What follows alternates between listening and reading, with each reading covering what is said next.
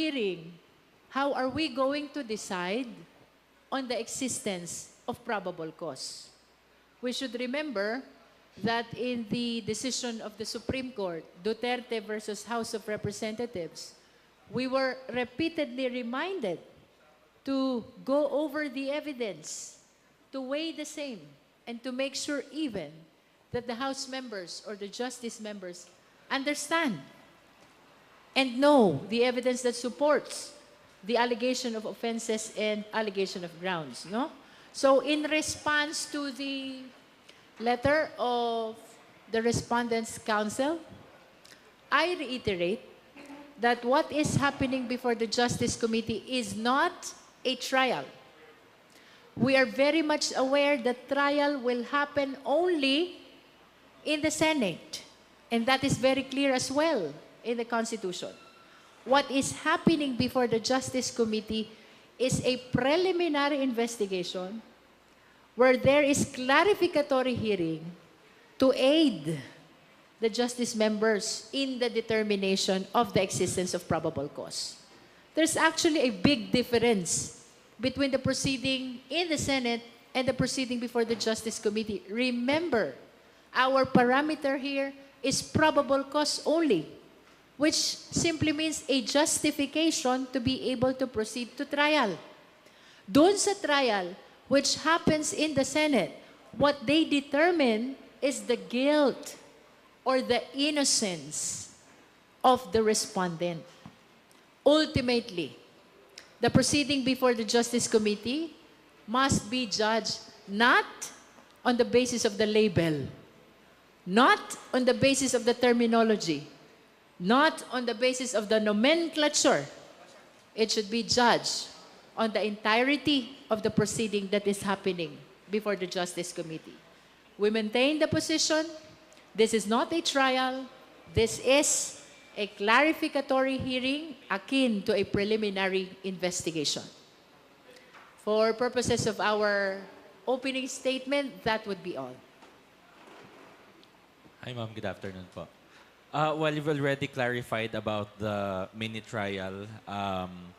At a press conference po this afternoon, the camp of Vice President Sara Duterte insists that the House intends to conduct a trial. That's why isa po yun sa mga binabanggit nila kaya hindi po sila a-attend. And at the same time, they still question the constitutionality of the overall proceedings. So, having said that, do you still expect the Vice President to attend one of the hearings or sa mga susunod pa po, considering their position? Well, it's hard really to preempt what will be the mindset or the position of the Vice President on the subsequent hearings. But nevertheless, notwithstanding their non-attendance or non-participation in today's hearing, we are welcoming the participation of the Vice President and her counsel at any stage of our proceeding. As a matter of fact, ito yung matagal nang hinihintay ng taong bayan. Ang kasagutan sa mga alegasyon ng confidential fund, threat, at unexplained wealth. The people are waiting since 2024, and we are really hoping in the Justice Committee that the Vice President will participate and take advantage of this opportunity to answer all the allegations against her. Yung kay Ramil Madriaga po, for clarification lang po. So what happens po? Ano po yung magiging process ng pagdadala sa kanya dito sa House? Kung sa April 14 ay ina-expect po na mapapakinggan na po yung testimonya po niya.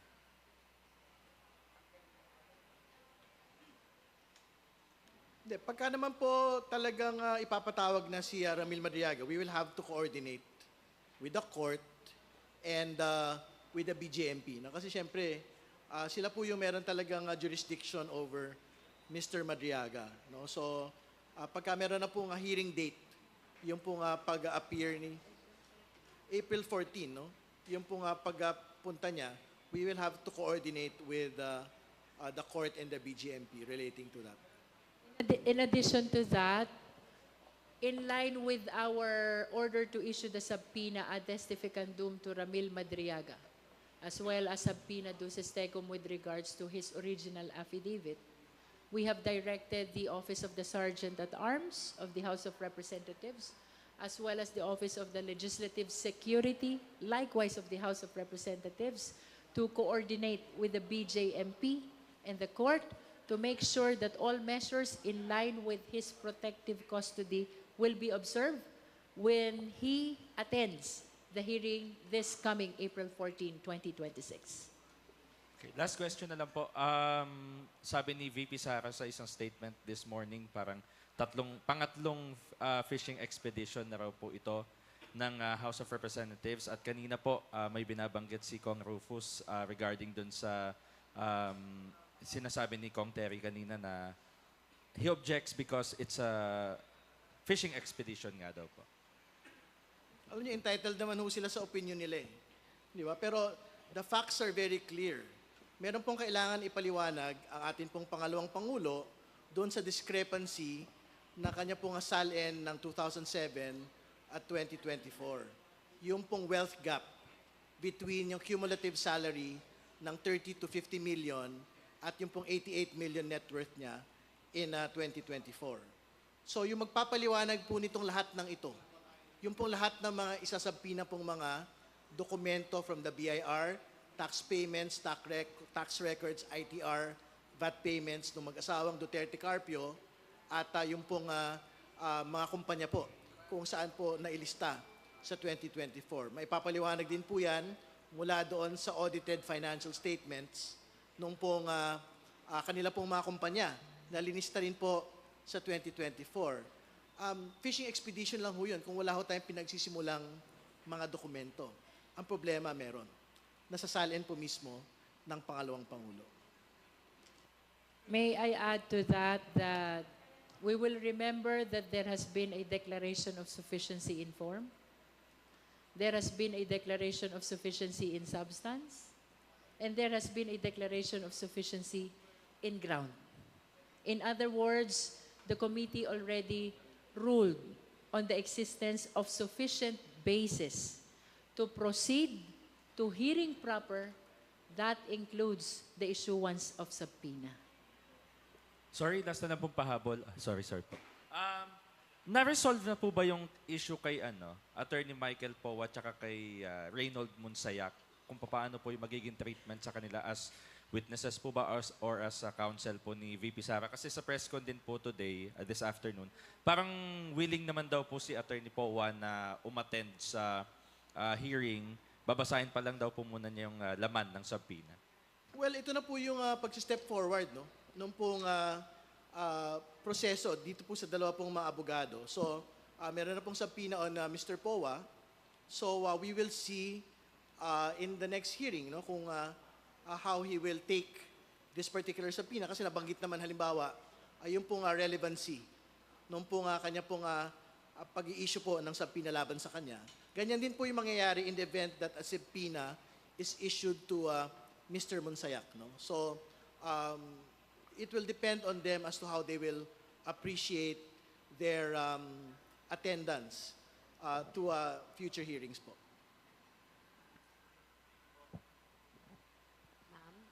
Sorry. Sir, Kong Raydon, kasi kanina po, I think nag-manifest din si Vice Chair Keith Flores regarding nga po doon sa pinunan niya yung years during na Vice Mayor pa si VP Sara, papasabi na yung mga documents like BIR at ITR, mga GIS, yung mga GIS. Gayong hindi naman po siya impeachable offense kasi officer during that time. I understand na kwento nyo rin po in detail kanina, pero kind of elaborate lang din, sir. Kasi as much as we wanted to be very careful nga, di ba? Sa umpisa pa lang tinatalakay na dapat medyo cautious tayo dun sa kung paano to, yung pag-usad po ng proseso. Pero sir, hindi ba, yun nga, na-consider din na baka nga matira ulit sa Supreme Court na titignan yung mga taon na hindi naman po impeachable officer ang VP dito sa mga dokumentong to? Well, clear ho yung relevancy ng mga taon from 2007 to 2024, no? Kasi doon ho yung pagkakumpara at paghambing noon po nga paglaki po ng yaman.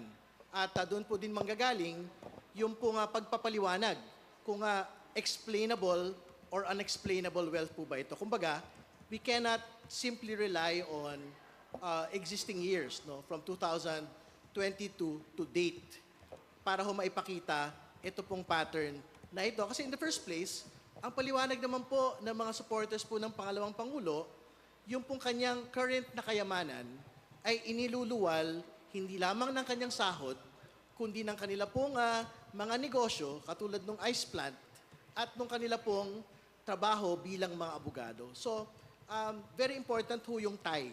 Meron pong tie to the current years eh. Hindi ba? Ng 2022 to 2024. No? So, I don't think magmamatter po yung binabanggit na previous to 2022, hindi po dapat siya kasama. Kasi nga, what we would want to be able to establish is the actual pattern and actual year-on-year growth, no, of all of these financial documents. And we would want to be able to see it. Pwede ho yan kung we are tying them only for impeachment relating to 2007 to 2022. Talagang wala ho tayong pag-uusapan doon. But we are talking about an actually existing SALN for 2023 and 2024. So, doon ho manggagaling yung pagbabatayan ng pong look back going to 2007.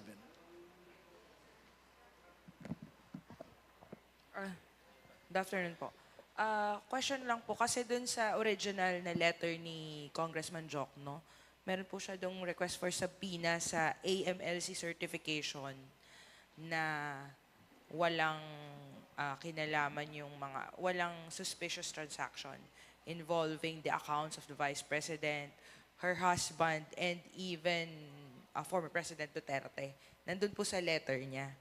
Pero kanina kasi hindi po na-erase. Yes. And it was, hindi rin po na, wala rin pong nag-motion to subpoena the bank records of the Vice President. So, does this mean na hindi na yun on the table, hindi na pwedeng mag-motion about that, or pwede pa rin yun i-put forward, pwede pa rin mag-move yung kahit sinong member ng Justice Committee for subpoena of the bank records of the Vice President at a later part?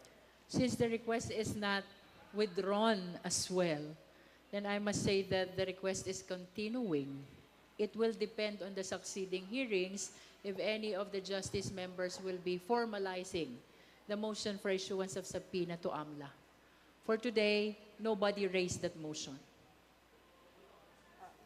Ma'am, so even, kasi po yung AMLAC nasa request ni Congressman Jokno prior, pero kung subpoena po in terms of bank records, pwede po bang may mag-motion nun sa succeeding hearings kahit walang prior letter to the Justice Committee? Are you referring to subpoena of AMLA or subpoena of banks? Bank records po. Kasi Bank as you said records. before, And to whom exempted will siya the sa bank subpoena secrecy. be addressed? To the AMLA? To produce bank records? Yes, Is that your question? Yes, ma'am. Opo. Parang pwede po ba yung i-put forward So, ng kahit sino? As to whether or not the committee will be acting on that concern in the succeeding hearings, it will depend really if there will be justice members who will be formalizing or moving towards the issuance of subpoena to AMLA. Kung walang magpo-formalize ng motion, then that remains a continuing request which is not being withdrawn by the Congressman Chel Jokno, but without a motion, definitely the Justice Committee cannot act on that. Hi, Kong. Hi, Kong. Good afternoon. Tingin po ba ng komite, sapat na po yung pag-request ng additional protection, security for Madriaga as opposed to the House taking full custody? Because if I remember po, that was the original request na yung House na po yung sumailalim na si Madriaga sa ilalim ng kustodiya ng House.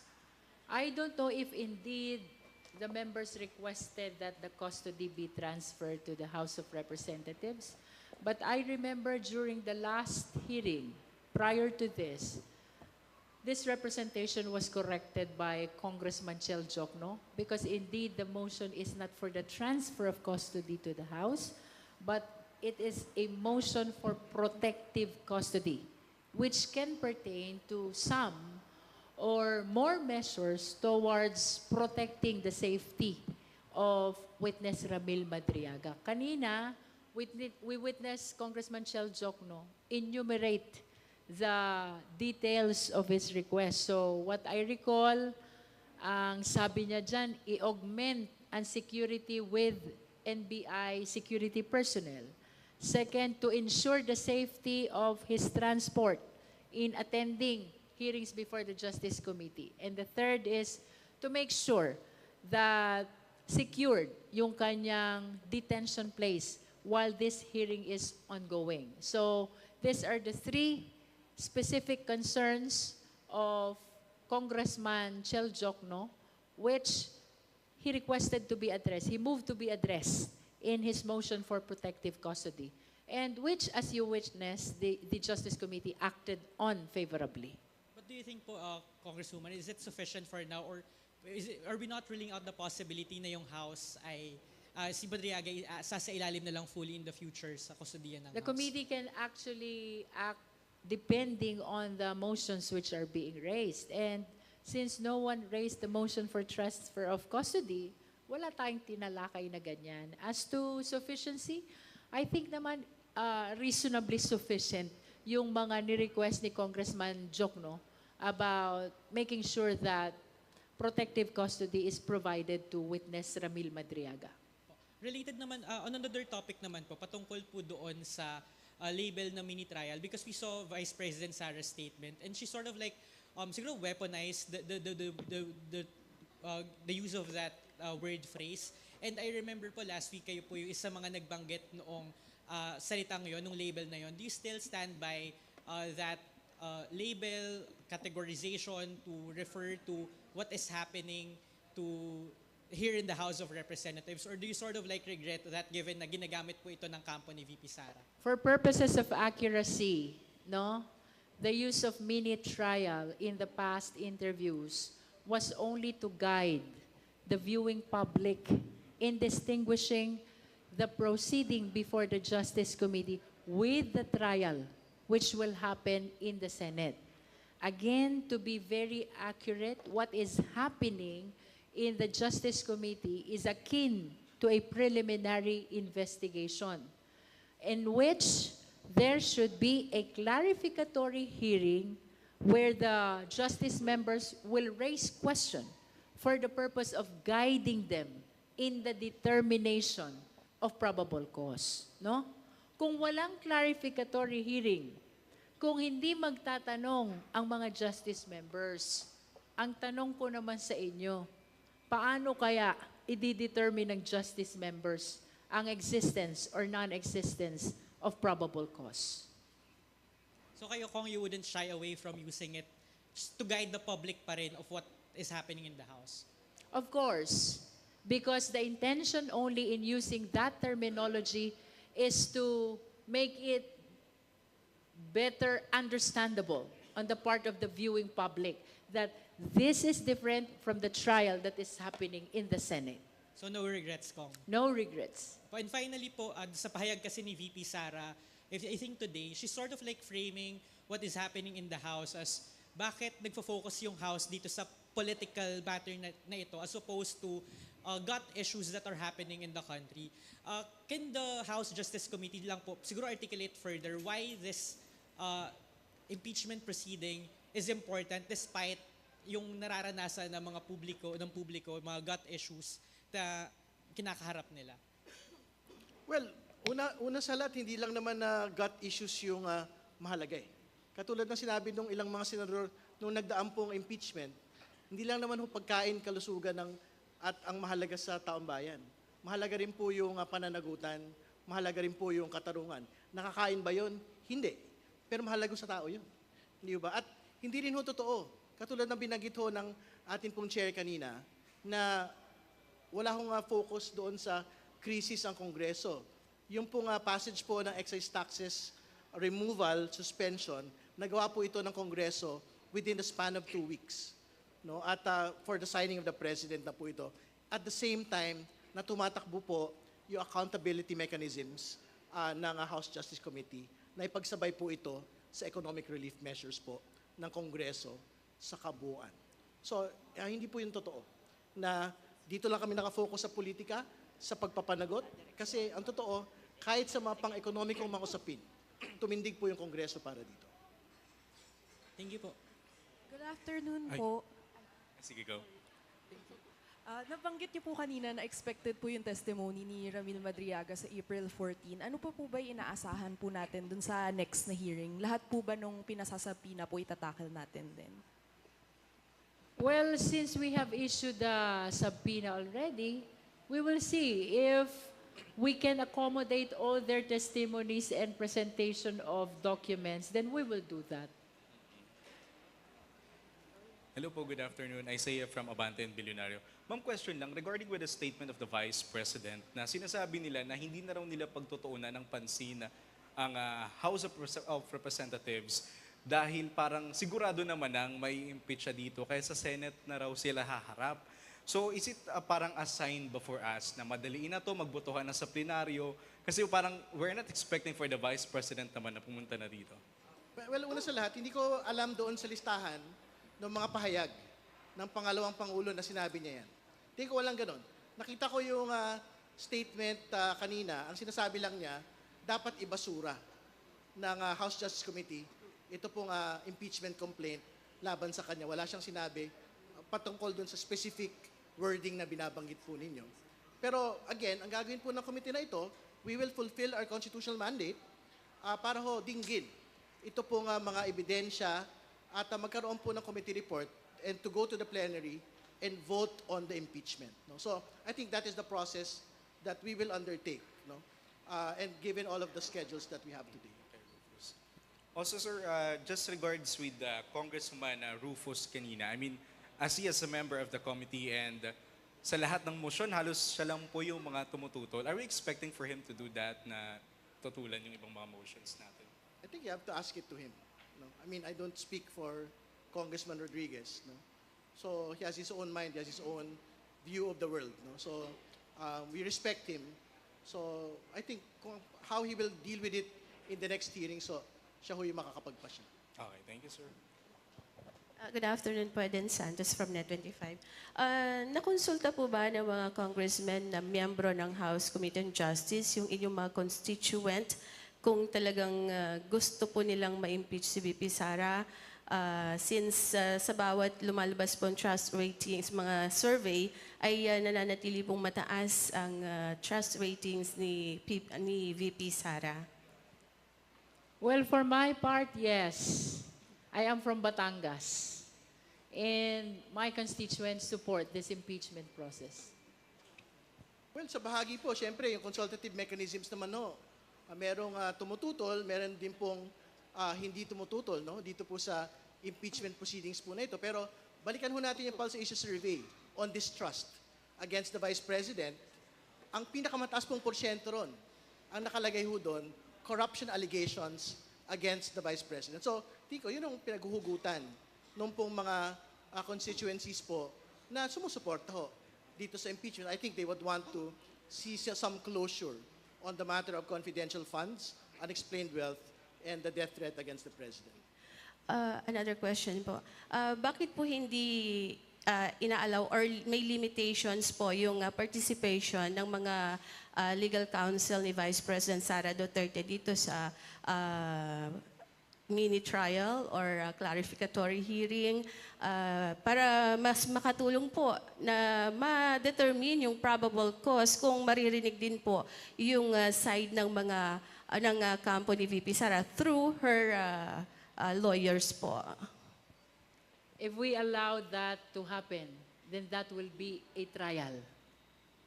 But since this is a preliminary investigation, as stated during the hearing this morning, the participation of their lawyer is limited to the assistance, which will be given during the hearing, submission of memorandum, pleadings, and other documents, and propounding of questions through the chairperson of the Justice Committee. No? Ulitin natin yon.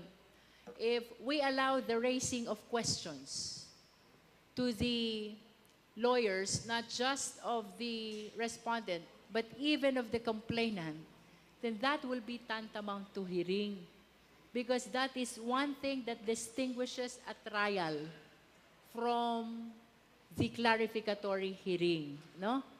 And since this is akin to a preliminary investigation only, the questions actually must come from the prosecutors, who in this case are the justice members. But nevertheless, in pursuit of due process, we allowed this morning the lawyers of the respondent and the lawyers of the other parties to propound questions. However, they will be coursed through the presiding officer.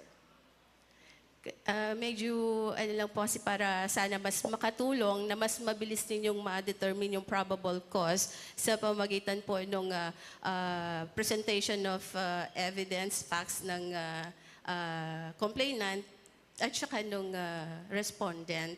Well, let us be reminded that clarificatory hearing for the purpose of determining probable cause is entirely different from the trial which will happen in the Senate, no?